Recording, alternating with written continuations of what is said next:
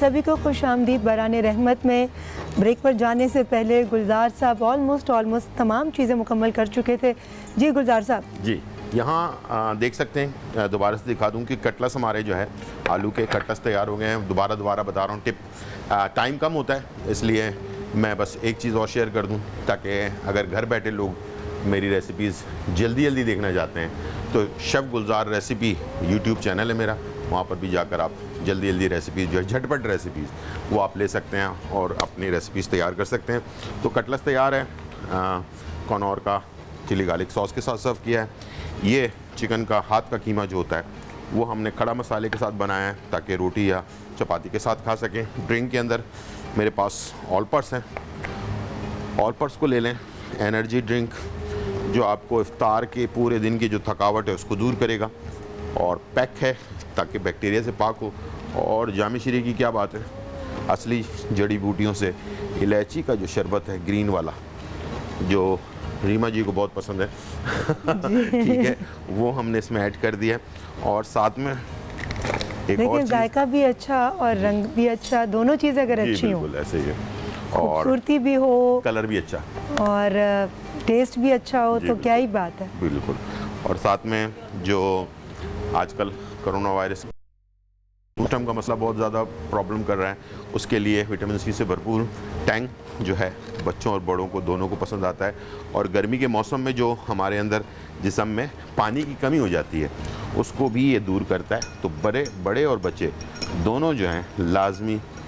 और इस प्रोडक्ट का ये भी फ़ायदा है कि आप थोड़ी सी प्रोडक्ट के अंदर बहुत सारे लोगों को सर्व कर सकते हैं। बिल्कुल ऐसे। अगर अचानक मेहमान आ जाएं बिल्कुल फौरी तौर पर परेशान नहीं होना कि क्या चीज़ उनको फ़ौरन सर्व अच्छा, दूसरा ये ख़राब होने वाली चीज़ नहीं है, इसको अगर खोल दें तो सबसे अच्छा तरीकाकार मैं बताने जा रहा हूँ जो बहुत ज़बरदस्त टोटका है, नहीं बताऊँगा, बता दूँगा। अच्छी बातें बता दें। अच्छी बात है। तो रेफ्रिजरेटर के अंदर यानी कि फ्रिज के अंदर इसको रख लें तो ये कभी भी ख़राब नहीं होगा, इसलिए कि खोलने के बाद एयर टाइट मामला नहीं रहता है। तो इसे आप एक दफ़ा रेफ्रिजरेटर के अंदर रखकर कितनी दफ़ा भी इस्तेमाल करेंगे तो ये ड्राई रहेगा, ख़राब नहीं होगा। ये एक टेक्निक थी तो मैंने आपको बता दी। बहुत शुक्रिया। तमाम चीज़ें तैयार हो गई। और आप कैसे कहते हैं सबको खुदाफिज? हाँ, इजाज़त चाहेंगे, फिर मुलाकात होगी बहुत शुक्रिया जी। डॉक्टर फराह, ब्रेक पर जाने से पहले आप बताना चाह रही थी कि नाखूनों के हवाले से आप कुछ कहना चाह रही हैं? मैं आपको ये बताई थी कि नेल्स के किसी भी किस्म का फंगस हो या वो स्किन के अंदर चले जाएं, वो नीले हो जाएं, साइडों से ब्लैक हो जाते हैं, उनमें ब्लड जम जाता है, तो आप क्या कर सकते हैं? एक तो सल्फर जेल आता है जो कि होम्योपैथिक होता है, वो आप इसके साथ जो क्यूटिकल्स होते हैं यहाँ पे आप लगा के इसको ओवरनाइट पूरी रात छोड़ दें और सुबह उसको हटा दें तो इंशाल्लाह वो इसको ख़त्म करेगा। घर का मैं आपको बताऊँ, सफ़ेद सिरका आपने लेना है, सफ़ेद सिरका आधा कप ले लें और 3 से 4 जवे उसमें देसी लहसुन, वो जो छोटी वाली लहसुन होती है, वो देसी लहसुन की 4 से 5 जवे आपने लेने हैं और उसके अंदर आपने अच्छी तरह उसको मिक्स करके एक तरह के उसका पेस्ट तो नहीं बनेगा, वो एक लिक्विड बन जाएगा। उसमें और थोड़ा सा पानी ऐड करके उसमें आपने अपने हाथ और पैरों के जो फिंगर्स नेल्स का हिस्सा है वो डिप करना है 10 मिनट के लिए। कितना भी पुराना आपका फंगस होगा, नेल्स का प्रॉब्लम है या वो दर्द कर रहे हैं या उनमें अगर कोई प्रॉब्लम है तो वो सारे ख़त्म हो जाएंगे। बहुत शुक्रिया जी। बिस्मिल्लाहिर्रहमानिर्रहीम। देखिए, अभी मैं स्टूडियो में दाखिल ही हो रहा था तो एक खातून की कॉल आई हरीपुर से, मलिका उनका नाम है। उन्होंने कहा जी मेरे भांजे के साथ हकलाहट का मसला है। और इसके अलावा दुबई से एक साहब थे, उनका नाम था नदीमुज़्ज़मा, उन्होंने भी कहा। इसके अलावा बहुत सारी कॉल्स हकलाहट के मसले के लिए जमा जब हो गई तो मैंने ये जामे जवाब एक दे रहा हूँ, इसको आप लोग चाहें कागज़ कलम उठा के लिख लीजिए, आपके बहुत काम की बात है। और नुस्खा भी बड़ा मुस्तनद, मैं कोशिश मेरी होती है मुस्तनद तरीन नुस्खा हो। तो मेरे मौला इमाम रिज़ा अलैहिस्सलाम का नुस्खा है हकलाहट के मसले के लिए। आप लोग लिखिए, थोड़ा सा ज़ीरा और थोड़ा सा सातर यानी कि स्वाद एन तेरे सातर, आप गूगल पे जाइए, सातर लिखिए, ये एक तिब्बी पौधा है, ठीक है। थोड़ा सा ज़ीरा, थोड़ा सा सातर और थोड़ा सा नमक पहाड़ी हो अच्छा है या समंदरी हो, ठीक है। तो थोड़ी थोड़ी ये तीनों चीज़ें मिक्स कीजिए और मिक्स करने के बाद इनको पीस लीजिए और पीसने के बाद दिन में 2 से 3 दफ़ा ये आप आधा टीस्पून से शुरू कीजिए, बाद में 1 टीस्पून भी ले सकते हैं। आप ये खाइए, इसके खाने से आपके हकलाहट का मसला ख़त्म हो जाएगा। दूसरा नुस्खा एक और बता रहा हूँ, तेज़ हरी मिर्च का इस्तेमाल रखिए। जिन लोगों को हकलाहट है, तेज़ हरी मिर्च खाया करें, अगर जितनी बर्दाश्त कर सकते हैं उतनी खाया करें, हकलाहट का मसला दूर होता है। और ये जो फास्फोरस वाली ग़िज़ाएँ हैं जिनमें फास्फोरस होता है ज़्यादा, मछली है, बकरे का मगज़ है, ये खाने से, और हड्डियों का सूप, बकरे की हड्डियों का सूप, देसी चिकन की हड्डियों का सूप, और दूसरे जो भी हलाल बत्तख की हड्डियों का सूप, ये आप हड्डियों का सूप भी इस्तेमाल करेंगे, इससे भी आपकी हकलाहट का मसला दूर हो जाएगा। मैं तकरीबन 27 साल से बहुत सारे नुस्खे इस टाइप के बता रहा हूँ, और मेरे तजर्बे में हैं कि बहुत सारे बच्चों का बचपने में ही हकलाहट दूर हो गई। बहुत सारे मैंने उम्र रसीदा लोगों को भी बताया, उनको थोड़ा सा दुश्वारी होती है क्योंकि ये आदत पक्की हो जाती है, तो थोड़ा सा टाइम लगता है, लेकिन कमाल की बात यह है कि उन लोगों का भी मसला माशाल्लाह से दूर हुआ है। अच्छा, एक चीज़ मैं और बताऊं, मस्कत से फरजाना जबीन कहती हैं कि ऐसा नुस्खा बताएं कि कभी बाल सफ़ेद ही ना हों, और अगर जो सफ़ेद हो गए हैं वो वापस ब्लैक हो जाएं। उन्होंने ये कहा कि जी मेरे ख़ानदान में बहुत सारे लोगों के साथ ये मसला है, और ये विरासत में हमारे चले आ रहा है कि हमारे बाल बहुत जल्दी सफ़ेद हो जाते हैं। तो मेरी बहन फरजाना जबीन, आप ये कागज़ कलम उठा के लिखिए, मैं बहुत ही अनमोल नुस्खा बताने जा रहा हूँ आपको। आप यकीन जानिए आपके बाल सफ़ेद नहीं होंगे। अगर छोटी उम्र के लोग अगर छोटी उम्र से ये शुरू करेंगे, 60-70 साल की उम्र में जाके सफ़ेद होना शुरू होंगे बाल। और ये नुस्खा जिनके बाल सफ़ेद हो चुके हैं वो इस्तेमाल करेंगे, थोड़ा सा देर से अफाका होगा, लेकिन अफाका हो जाएगा, बाल स्याही की तरफ चल निकलेंगे। वो नुस्खा ये है, एक तिब्बी पौधा है, एक बूटी है जिसको रिवास कहते हैं। रिवास, रे ये वाव अलिफ सीन, रिवास। इसको इंग्लिश में र्यूबर्ब कहते हैं, RHUBARB। ये गूगल पे लिखें, ये पौधा खुलेगा। जैसे पालक होता है ना, पालक की तकरीबन शक्ल के पत्ते नहीं होते, लेकिन नीचे का जो डंडे होते हैं वो तकरीबन पालक जैसे होते हैं, पानी पिए हुए होते हैं उसके डंडियाँ, ठीक है, ये इस टाइप का होता है। इसका रस निकाल लीजिए आप, इसका रस निकालिए डंडियों के साथ, पत्तों का भी और डंडियों का भी। इसका रस निकालने के बाद आप अपने सर पे हफ्ते में 3 से 4 दिन लगाने का मामूल बना लीजिए। आपके सफ़ेद बाल स्याह होना शुरू हो जाएंगे। और आप चाहती हैं या चाहते हैं कि बाल कभी सफ़ेद ही ना हो, बहुत देर से सफ़ेद हों, 80 साल में, 70 साल में, 60 साल में जाके सफ़ेद होना शुरू होंगे। ये नुस्खा बड़ा आजमूदा है, बहुत ही मुस्तनद है।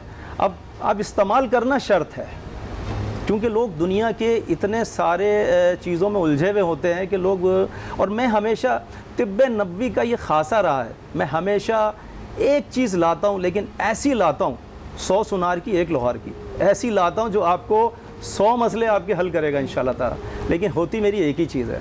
और मैं ढूंढ के कदीम से कदीम किताबों में, दूसरे मुल्कों में, नजफ़ अशरफ में मेरे दोस्त हैं, स्कॉलर हैं जो वहाँ की यूनिवर्सिटीज़ में पढ़ाते हैं, तिब पढ़ाते हैं, वो भी मुझे उर्दू ट्रांसलेट करके, हिरन की खाल के ऊपर जो किताबें होती हैं उसमें ये कदीम नुस्खे लिखे होते हैं, वहाँ से भी वो मुझे ट्रांसलेट करके यहाँ भेजते हैं, और मैं उन नुस्खों को अपने पाकिस्तानियों को, अपने मुसलमान बहन भाइयों को बताता हूँ।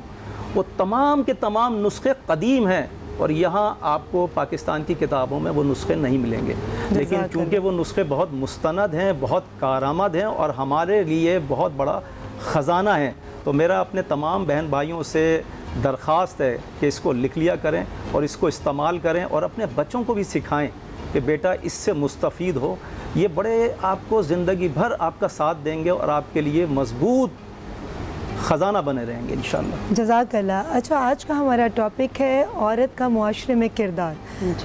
डॉक्टर फ़रह, मैं आपसे पूछूंगी कि आप घर से बाहर आती हैं, काम करती हैं, तो किस तरह से आप अपने आप को इन तमाम चीज़ों को बैलेंस करके लेकर चल रही हैं? जी, thank you so much Reema ji. Balance करना बहुत मुश्किल होता है, क्योंकि घर में आपके बच्चे भी हैं, फैमिली भी है, घर के काम भी देखने हैं, बाहर आपने क्लिनिक में जाना है।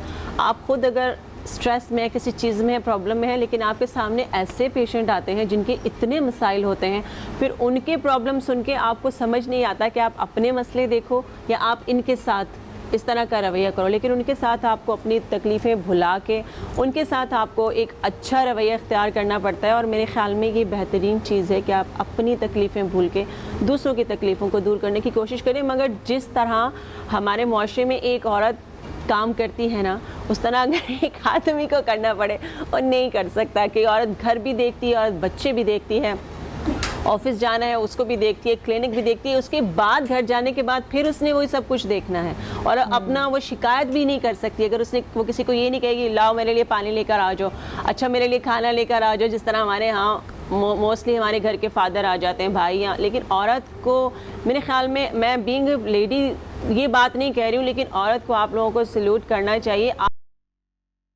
घर में बैठ के इतने काम कर रही हैं, जब से कारोबार बंद हुआ इतने काम कर रही हैं कि वो घर से उनको समझ नहीं आ रहा, उन्होंने खाने पकाने, जो अच्छा खाना पकाती हैं उन्होंने ऑनलाइन देना शुरू कर दिए हैं। तो मेरे ख्याल में औरतों का एक वाकई सही अल्लाह ताला ने एक मुकाम सही रखा है। जी बिल्कुल, और औरतों की इज्जत कीजिए, क्योंकि देखिए औरत सबसे बड़ी बात दर्द सह लेती है, तौहीन नहीं सह सकती, क्योंकि जितने आंसू उसके तौहीन के ज़रिए निकलते हैं, शायद किसी तकलीफ़ की वजह से इतने आंसू नहीं निकलते। इसलिए आपके दाएं बाएं जितनी ख़वातीन हैं उनकी इज्जत कीजिए, मैं भी कुछ उनको इज्जत दीजिए। जी बिल्कुल। बिस्मिल्लाहिर्रहमानिर्रहीम। देखिए, औरत का, तमाम औरतों का एहतराम होना चाहिए। बहुत से लोग क्या करते हैं, माँ का बड़ा एहतराम करते हैं लेकिन बीवी की बड़ी तजलील करते हैं। ये नहीं होना चाहिए, ये फिर आप पूरी तरह से अमल नहीं कर रहे हैं। माँ का तो बड़ा एहतराम कर रहे हैं लेकिन बीवी की इतनी तजलील करते हैं, बीवी को हर वक्त झड़क के बात करते हैं। आप अपनी बीवी से एहतराम से बात करेंगे ना, आपके बच्चे, आप सिर्फ ज़बान से कहते हैं मैं औरत का बड़ा एहतराम करता हूँ, उससे कोई फ़ायदा नहीं होगा। आप प्रैक्टिकल करके, क्योंकि इंसानी फितरत है, इंसान देख कर सीखता है। बोल के आप सिखाना चाहेंगे अपने बच्चों को, कभी नहीं सीखेंगे। आप अपनी बीवी का भी एहतराम करें, उसको भी इज़्ज़त दें। जब आप उसको इज़्ज़त देंगे, आपके बच्चे अपनी बीवियों को इज़्ज़त देंगे। जब आपके बच्चे अपनी बीवियों को इज़्ज़त देंगे तो उनके बच्चे देखेंगे माँ इज़्ज़त के काबिल है। और माँ के ऊपर मुझे एक बात याद आ गई, वाक़या याद आ गया। मेरे मौला इमाम जाफ़र सादिक अलैहिस्सलाम बैठे हुए थे, उनके साथ उनके एक सहाबी बैठे हुए थे। एक शख्स आया, कहने लगा मौला मैं बहुत परेशान हूँ, मुझे रोज़गार की परेशानियों, बहुत सारी परेशानियों का उसने ज़िक्र किया। उसने कहा मौला मुझे कोई इसका हल बताइए। मेरे मौला ने फरमाया क्या तुम्हारी माँ ज़िंदा है? उसने कहा नहीं मौला, मेरी माँ का इंतकाल हो गया।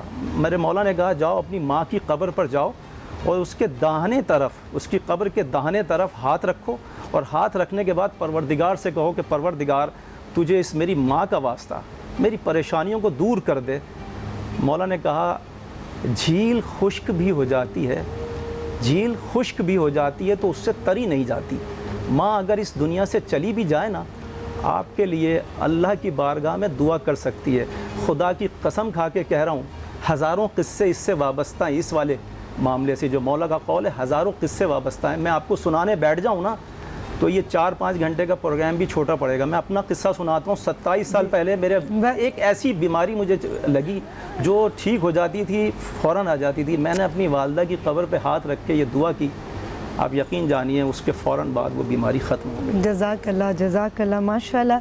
देखिए बस यही आप सबसे कहेंगे और यही मकसद है हमारी ट्रांसमिशन का कि अच्छी बातें हम खुद भी सीखें और जो हम खुद सीखें, जो खुद सुने, वो आप तक पहुंचाएं। आपके इर्द गिर्द जितने रिश्ते हैं सबकी इज़्ज़त कीजिए। और अभी ब्रेक से जब वापस आएंगे तो हमारी कैसी मेहमान होंगी जिन्होंने अपने प्रोफेशन से, अपने काम से, अपनी ज़ाती ज़िंदगी और अपनी प्रोफेशनल ज़िंदगी दोनों को इतनी खूबसूरती से लेकर चली और दोनों जगहों पर फ़ख्र का बाइस बनी, अपने प्रोफेशन वालों के लिए भी और अपनी फैमिली के लिए भी। उनसे मुलाकात होगी इस छोटे से ब्रेक के बाद, कहीं मत जाइएगा।